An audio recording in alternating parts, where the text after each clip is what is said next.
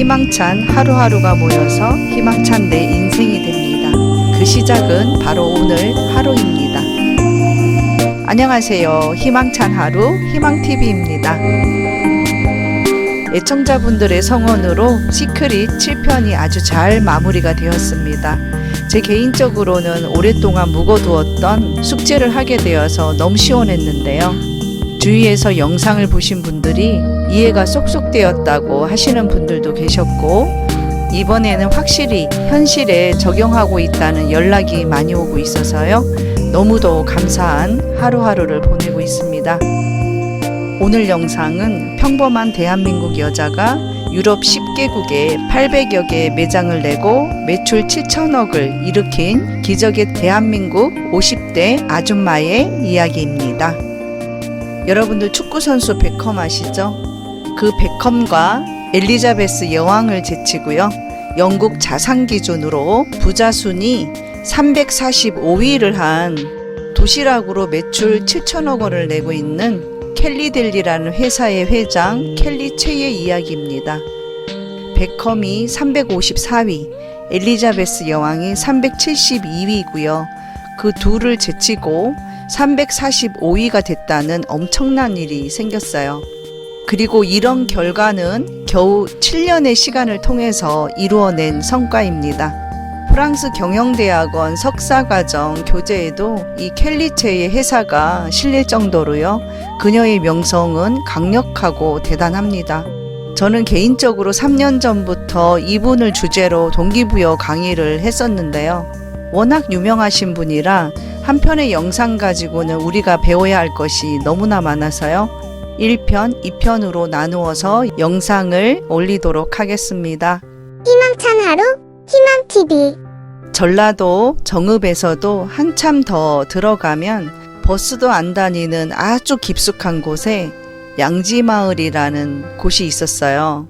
이 양지마을에서 태어난 이 금내는 중학교 때까지 줄곧 그 깡촌에서 자랐습니다. 부모님은 농사를 지었는데 집안이 너무나 가난하니까 엄마는 가을이 되면요 가수원에 가서 일을 거들어주고 품앗이를 하면서 금내 가족을 근근히 먹여 살려왔습니다. 엄마가 가수원에 다녀오면요 새거리로 내주던 그 단팥빵을 항상 가져오셨어요. 철부지였던 이 금내와 동생은 엄마가 힘들게 고생하고 왔다는 생각을 할 새도 없이 엄마가 가지고 오는 그 특별한 단팥빵을 먹을 생각만으로 길 저만치 나가서 엄마를 마냥 기다리곤 했습니다. 엄마는 단팥빵을 많이 먹고 남겨온 것이라고 생각하고는요. 엄마가 건네주는 단팥빵을 동생과 단숨에 다 먹어버렸죠. 정말 이 가족에게는 특별식이었습니다. 금내 가족은 그렇게 가난하게 살았습니다. 중학교 3학년 때까지 그 양지마을에서 생활을 하다가 너무나 경제적 상황이 어려워져서 금내는 서울로 무작정 올라갑니다. 낮에는 와이셔츠 봉제 공장에서 일을 하고 야간에는 고등학교를 다니기 시작합니다. 그렇게 3년 동안 주경야독을 하게 됩니다. 그 공장이 해외로 와이셔츠를 만들어서 수출하는 그런 공장이었어요. 누구는 팔만 계속 재봉질을 하고 누구는 와이셔츠 카라를 달고 그렇게 눈만 뜨면 공장에서 일을 했습니다. 그런 어렵고 힘든 상황이었으면 사춘기 시절인지라 부모를 더 원망하고 그랬을 수도 있으련만 그 공장에 중학교 때부터 들어와서 일을 하던 친구도 있었는데 자기는 고등학교 때 그나마 그 공장에 들어왔으니까 그 친구들보다는 형편이 더 나았다고 이야기를 합니다. 초긍정의 그녀입니다. 공장 일을 하던 어느 날 외국에 있는 바이어가 디자이너를 데리고 온 적이 있었는데요. 그때 처음으로 디자이너라는 직업이 있는 줄을 알게 되었대요. 그때부터 금내는 디자이너가 되어보자 그렇게 꿈꾸기 시작합니다. 고등학교 졸업 후에 복장 학원을 다니면서 디자인이 일본에서 오는 것을 알게 되었어요. 내가 어차피 이쪽 관련된 일을 할 거면 이왕이면 아예 일본으로 가자 이렇게 결심하고요. 바로 일본 유학을 실행에 옮깁니다. 실행력 갑의 그녀입니다. 부모님에게 도움 하나 없이 유학길에 올랐고요. 거꾸로 되려 일을 하면서 번 돈으로 부모님에게 용돈도 가끔씩 붙여주는 그런 효녀 금내였어요. 일본에서 디자인 공부를 하다 보니까 디자인이 일본이 원조가 아니라 파리에서 오는 것을 알게 되었고요. 전문학원 3년을 졸업을 한 이후에 바로 다시 파리 유학을 감행합니다. 그때만 해도 디자인으로 일본에서 성공하고 싶은 마음이 컸기 때문에 성공하려면 프랑스는 한번 다녀와야겠다라고 생각이 들어서요. 봉주르가 뭔 말인지도 모른 채 무작정 짐을 싸서 프랑스로 다시 건너갑니다. 이제는 금내가 아닌 켈리체가 된 거죠. 그녀는 평소에 무언가를 이왕 할 거면 제대로 해서 1등을 하자 그런 주의였대요. 파리에서 디자이너로 일을 하는데 이 디자인 쪽으로는 1등을 할 것 같지가 않았대요. 본인 스스로 그것을 파악하고 무언가를 찾고 있는 그 시점에 광고업을 하는 친구가 사업 제안을 해옵니다. 돈이 하나도 없던 그런 상황에서 켈리체는 언니에게 아파트 담보로 3천만 원도 빌리고요. 프랑스에 있던 돈 많은 선배들에게 돈을 빌리고 이렇게 주위 지인들에게 돈을 빌려서 투자를 해서 그 광고업을 하는 친구와 동업을 하게 됩니다. 그렇게 시간이 흘러서 광고업체 일을 9년 동안을 했는데요. 경영 미숙으로 안타깝게도 쫄딱 망하게 됩니다. 그때 켈리체의 나이가 38살, 결혼을 하지 않은 독신녀로 10억의 빚만 덩그라니 남게 되었습니다. 그로부터 켈리체는 2년간 깊은 우울증에 빠지게 됩니다. 아무것도 하지 않았고 아무것도 하고 싶지도 않았습니다. 쌀만 있으면 한 달이 넘도록 집 밖으로 한 발도 나가지를 않았습니다. 집에서 그냥 누워서 잠을 자고 이 방바닥이 몸을 잡아당기는 것만 같았죠. 무언가를 시도할 의지가 전혀 없었고 그러다 보니까 살도 엄청 찌고 모든 세상 만사가 귀찮아졌습니다. 그렇게 우울증에서 허부적거리고 있을 적에 켈리체를 롤모델로 생각하는 후배가 만나자고 연락이 왔습니다. 자신을 롤모델로 삼고 있는 후배에게 너무나 뚱뚱하고 돈 하나도 없는 빈털터리인 자신의 모습을 차마 용기 내어서 보여줄 수도 없는 그런 상황이었죠. 전혀 만나고 싶지 않았지만 상황이 어쩔 수 없어서 만나게 되는데요. 돈이 없으니까 일부러 밥값이 안 들어가는 커피타임의 시간 약속을 정합니다. 파리의 커피타임에는 생수보다도 커피가 더 저렴했기 때문이었죠. 그렇게 해서 만나서 그 후배는 존경하는 켈리체의 멘토링 덕분에 자신이 성공을 이루었다면서 성공 스토리를 2시간 정도 계속 늘어놓았습니다. 진심으로 축하를 해줘야 하는 상황인데 성공 스토리가 전혀 들어오지 않았습니다. 그런데 오늘 이 커피값은 누가 내지? 이제껏 커피값을 내가 냈으니까 오늘은 너가 내는 거야? 그렇게 말해볼까? 축하는 뒷전이고 켈리체의 머릿속은 온통 커피값 걱정뿐이었습니다.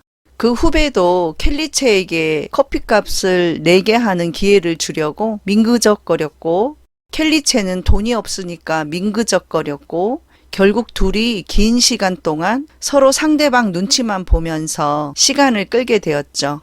결국은 어떻게 되었을까요? 그 후배가 커피값을 지불하게 되었습니다. 켈리체는 정말 커피값, 그것도 커피타임에 마신 커피값도 못 내는 자신의 현실이 너무 비참했습니다. 자기 자신이 너무너무 찌질하게 보였어요. 이 현실이 도대체 뭔가? 나는 어떻게 여기까지 왔지? 내가 어떻게 이런 상황까지 올 수가 있는 거지? 집으로 가는 길 센느강 앞에 섰습니다. 흐르는 강물을 하염없이 쳐다보았습니다. 나도 저 강물에 그냥 녹아져 내리고 싶어. 그냥 강물과 함께 하염없이 흘러가 버리고 싶었습니다.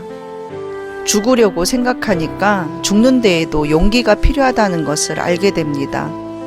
후배를 만난 커피숍에서부터 집까지의 거리는 40분 정도였는데 집에 와보니 새벽 2시가 되었습니다. 터덜터덜 걸어서 아파트 키를 열고 들어가는데 꼭 감옥문을 여는 것 같았대요. 들어가서 거울 앞에 이렇게 서 있는데 그 거울 속에서 엄마가 보였습니다. 그때 생각이 불현듯 났습니다. 집안이 너무 가난해서 엄마가 가을마다 가수원에 가서 품앗이를 하면서 우리들을 키워냈는데 단지 단팥빵이 먹고 싶어서 저 마을 어귀까지 나가서 엄마를 기다렸었지. 그때 우리 엄마는 그 단팥빵 맛을 알고 있었을까? 엄마는 과수원 고된 일을 하면서도 단팥빵을 먹지 않은 채 자식들 주려고 싸왔던 것이 아닐까? 그때에서야 30년 전 엄마가 건네던 그 단팥빵이 갑자기 떠올랐습니다. 켈리체는 엄마 생각에 깊이 잠겼습니다. 아직까지 시골에서 죽도록 농사만 짓는 부모님이 계신데 이렇게 10억의 빚을 진 망한 모습을 보여드릴 수가 없었기 때문에 한국에 돌아갈 수도 없었고 죽어도 파리에서 죽어야 했습니다. 6남매 중에 2 아들은 3살을 못 넘기고 죽었고 엄마는 항상 자녀 중에 이 켈리체가 제일 잘 됐다고 생각하고 있었고 항상 우리 집 셋째 딸, 이쁜 우리 셋째 딸 이렇게 켈리체를 자랑스러워 했는데 내가 엄마를 두고 죽어야 할까? 엄마는 글도 모르고 평생 농사만 지었는데 그런 불쌍한 우리 엄마를 두고 내가 죽어야 할까? 이런저런 마음들이 계속 스쳐 지났고 그런 후 켈리체는 결단을 하게 됩니다. 다시 한번 시작해보자. 우리 엄마를 위해서라도 다시 살아보자. 지금까지는 내 성공을 위해서, 내 꿈을 위해서 살았는데 이거 다 소용없다. 이제는 우리 엄마가 나를 봤을 때 정말 행복한 딸이 되어보자. 엄마를 위해서라도 다시 한번 행복하게 살아보자. 그렇게 다시 살아봐야겠다는 결단을 하게 됩니다. 정신을 차리자고 마음을 먹고 제일 먼저 한 것이 걷기였어요. 언제나 응원합니다. 희망찬 하루 희망TV. 제대로 다시 살아가려면 첫째, 몸을 가꿔야 한다고 생각을 했고요. 돈 하나도 안 들어가는 운동, 걷기를 시작합니다. 누구랑 몇 시에 약속이 되면 미리 2시간, 3시간 일찍 나가서 걸어서 그 도착 장소를 갔습니다. 그렇게 걷고 또 걸으니까 몸이 좋아지기 시작했고요. 그러면서 생각도 건강하게 바뀌게 되었습니다. 엄마는 수시로 딸들에게 그렇게 말하셨대요. 너희들이 내 딸로 태어나서 너무 미안하다. 엄마가 해준 게 하나도 없어서 너무 미안하다. 하지만 켈리체는 나의 큰 자산은 바로 가난이었다고 말을 합니다. 우리 엄마에게 가장 감사한 부분은 나에게 가난을 준 것이라고 말을 한 거죠. 가난했기 때문에 더 열심히 살았고, 가난했기 때문에 더 큰 꿈을 꾸었고, 그 꿈을 이루고자 뛰었다고 합니다. 꿈은 결핍에서 오는 것이라고 정의를 내립니다. 사실 이 대목에서 저를 비롯해서 이 영상을 보시는 모든 분들 반성해야 할 듯해요. 이분보다 더 가난하셨던 분들 손들어 보세요. 없으실걸요? 그런데 저렇게 눈물나게 가난한 현실 속에서도 저리 훌륭하게 결과를 냈잖아요. 누구는 가난 탓에 내가 이렇게 실패를 했고 우리 엄마 아버지가 그렇게 가난하지 않았다면 나는 더 멋진 삶을 살 건데 이놈의 가난 탓에 내 삶이 이 모양 이 꼴이라고 생각하시는 분도 있으실 건데 이분은 가난하게 태어나게 해준 우리 엄마에게 진정 감사하다고 말을 하는 겁니다. 가난했기 때문에 도전을 했고 도전했기 때문에 성장을 했고 성장했기 때문에 꿈도 이루고 기적도 이룰 수 있었다는 겁니다. 이렇게 엄마의 눈물 어린 단팥빵의 기적으로 켈리체는 다시금 새로운 도전을 하게 됩니다. 애청자 여러분, 지금 모두들 여러분들 엄마 생각하고 계시죠? 저도 이 영상 만들면서 우리 엄마 생각 많이 했습니다. 우리 모두의 엄마들은 다들 이렇게 자식을 사랑합니다. 우리 모두의 엄마들은 다들 이렇게 자식들에게 힘이 됩니다. 힘들 때 가장 생각나는 분이 누구예요? 엄마이죠? 이 세상의 모든 엄마들 파이팅입니다. 어깨 어깨 쭉 펴고 힘내세요. 희망찬 하루 희망TV. 다음 영상에서는 어떤 마인드로 어떤 실행을 통해서 켈리체 회장이 성공을 이루어냈는지에 대한 구체적인 핵심 부분을 말씀드리겠습니다. 오늘 우리 모두 우리들의 엄마에게 연락 한번 하시죠. 같이 계시면 꼭 한번 안아드리세요. 가족과 함께 멋진 시간 되시기를 빕니다. 다음 영상에서 만나 뵐게요. 감사합니다.